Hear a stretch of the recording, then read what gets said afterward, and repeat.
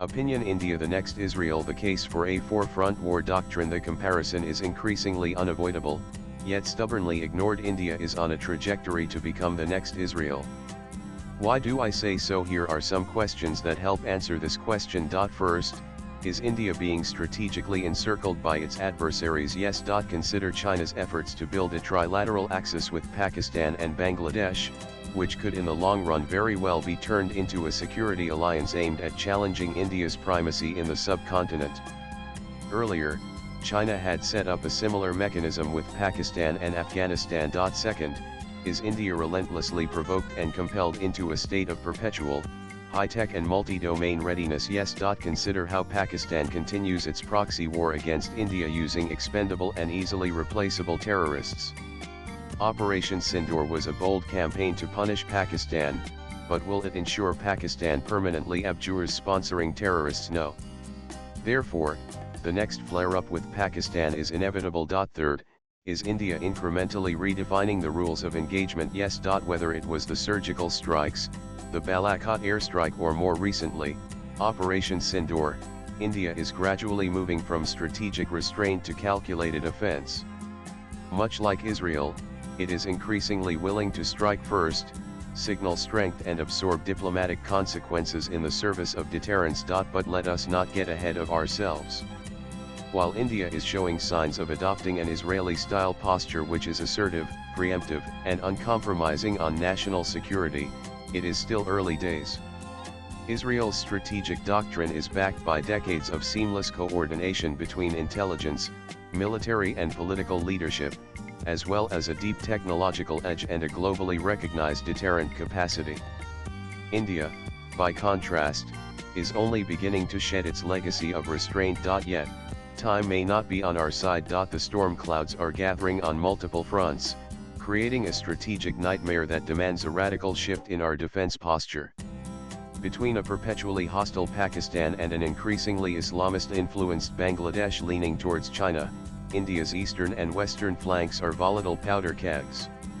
To the north, China's aggressive military posture remains an ever-present danger, while its naval expansion into the Indian Ocean opens a fourth front. Add to this the deliberate stoking of internal instability, and the conclusion is inescapable: India is facing a four-front war. The question is not if we are prepared. It's why we are still not. For decades, India's strategic calculus was fixated on a two-front war scenario involving Pakistan and China. Yet, recent events have demonstrated the inadequacy of this model. The brief but intense conflict with Pakistan in May 2025 served as a brutal reminder of the kinetic threat from the West. While a fragile ceasefire holds, the underlying sponsorship of terror groups by Pakistan continues to be a festering wound, capable of instigating conflict at any moment.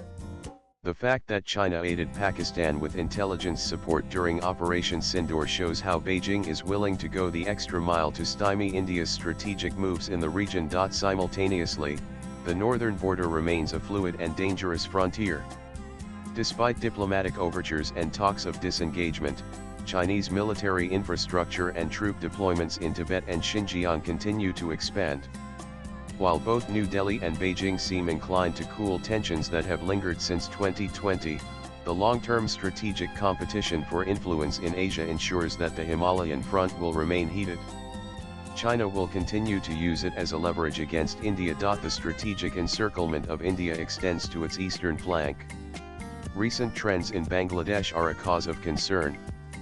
Growing anti-India sentiment fueled by Islamists, and the targeting of Indic minorities in Bangladesh, has ruptured what was a highly strategic partnership less than a year ago.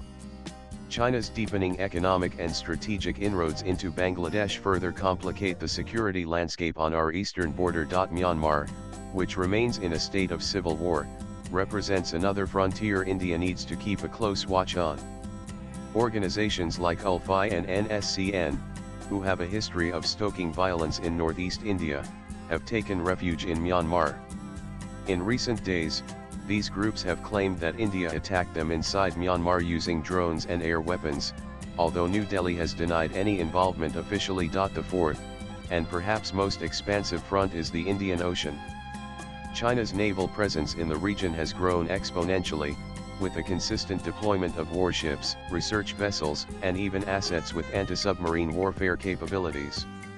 Its military base in Djibouti and the development of dual port facilities in littoral states are clear indicators of Beijing's ambition to project power across this vital maritime theater. The Indian Navy, while vigilant, is facing an increasingly intrusive challenge in these waters. Beyond these four conventional fronts lies the amorphous and ever-evolving domains of hybrid warfare. India is under a constant war in cyberspace and the information sphere. Coordinated disinformation campaigns, cyberspionage and online radicalization are not just theoretical threats any longer. Soon enough, they could become daily realities. India must be prepared to counter such non-kinetic attacks, which aim to sow discord, erode social harmony and undermine the state from within. India's response to this narrative warfare has been reactive and fragmented, exposing a critical vulnerability. Weeks after Operation Sindoor, the world was more interested in finding out how many fighter jets India lost than how many terrorists it neutralized inside Pakistan.